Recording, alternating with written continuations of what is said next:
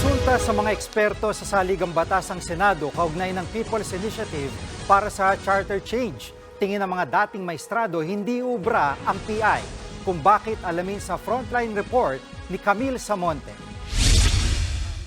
Hindi pwedeng kamara lang ang may kapangyarihan sa pag-amyenda ng saligang batas. Yan ang iginiiti ng retired Supreme Court Justices Rodolfo Ascuna at Antonio Carpio nang humarap sa pagdinig ng Senate Committee on Electoral Reforms and People's Participation tungkol sa signature buying sa People's Initiative o PI. Kung ang isinusulong ng PI ay ang magkasamang pagboto ng Senado at Kamara, mawawalan daw ng balanse. Kahit daw kasi wala ang 24 na boto ng mga senador, pwede pa rin ituloy ang botohan kung nandyan naman ng 215 na kongresista. Congress is Senate and House.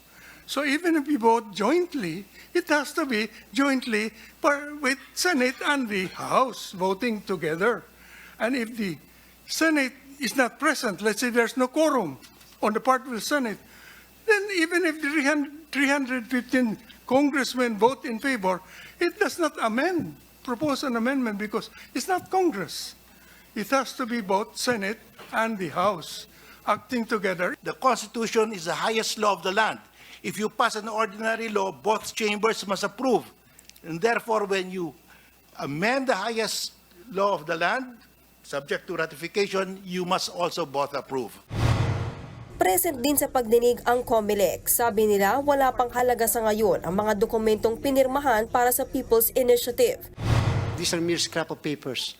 Wala pa pong visa, wala pa pong kwenta, wala pa pong value until and unless these documents will be used in a formal petition to be filed. Tanong naman ng mga senador, kung wala pa palang petisyon, bakit tinanggap ng COMELEC ang mga dokumento?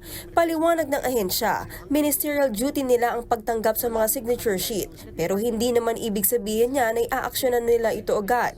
Kahit nga raw sila, maraming tanong. Alin po ba talaga ang dapat mauna?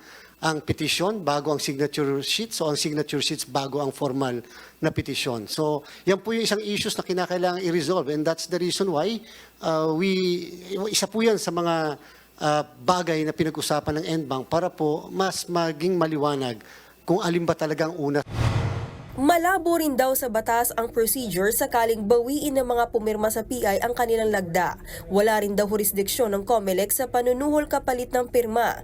Sa batas kasi, bagamat ipinagbabawal ang vote buying, ito ay nasa konteksto lang ng eleksyon.